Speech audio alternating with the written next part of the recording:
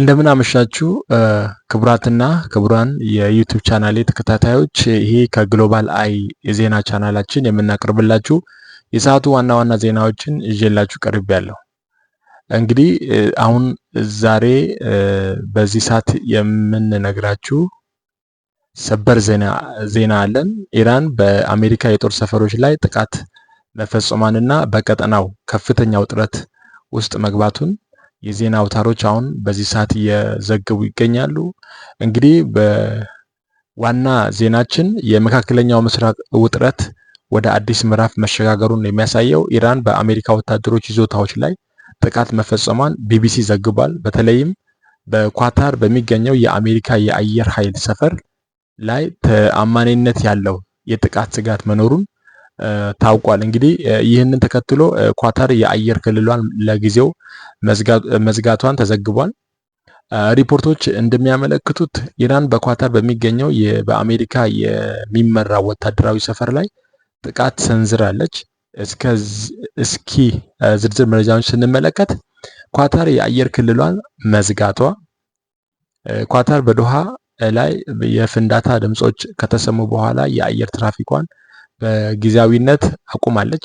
ይህ እርምጃ የተወሰደው በኳታር በሚገኘው የአሜሪካ አየር ኃይል ሰፈር ላይ ተአማኒነት ያለው የጥቃት ስጋት መኖሩን ተከትሎ ነው። እንግዲህ የአል ኡደይድ አየር ኃይል ሰፈር ኢላማ ሆኗል። ይህ በአሜሪካ የሚመራውና በመካከለኛው ምስራቅ ትልቁ የሆነው የአየር ኃይል ሰፈር የጥቃቱ ዋና ኢላማ እንደነበር ተገልጿል። ዶናልድ ትራምፕ በሲቹዌሽን ሩም ውስጥ ናቸው።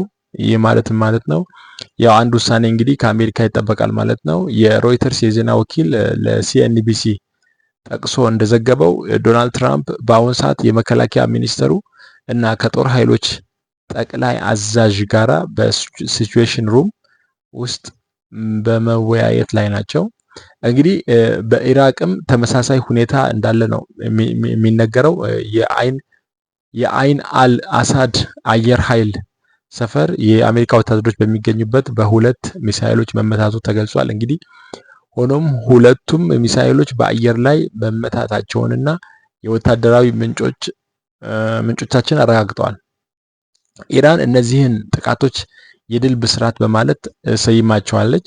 እንግዲህ በ2020 የአሜሪካ ጦር የቅዱስ ኃይል አዛዥ የነበሩትን ቃሲም ሱሌማኒን በገደለ ጊዜ ኢራን በተመሳሳይ መልኩ የአሜሪካ የጦር ሰፈሮችን በባላስቲክ ሚሳኤል መምታቷ የሚታወቅ ነው። እንግዲህ ይህ የአሁኑ ጥቃት የመጀመሪያው ማዕበል ብቻ ሊሆን እንደሚችል ስጋት አለ።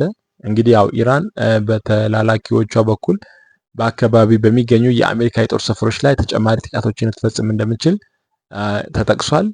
እንግዲህ ክቡራትና ክቡራን ለሰዓቱ የያዝናቸው ዜናዎች እነዚህን ይመስላሉ። ከግሎባል አይ ዜና ጣቢያችን ጋራ ስለነበራችሁ ቆይታ ከልብ እናመሰግናለን። መልካም ምሽት።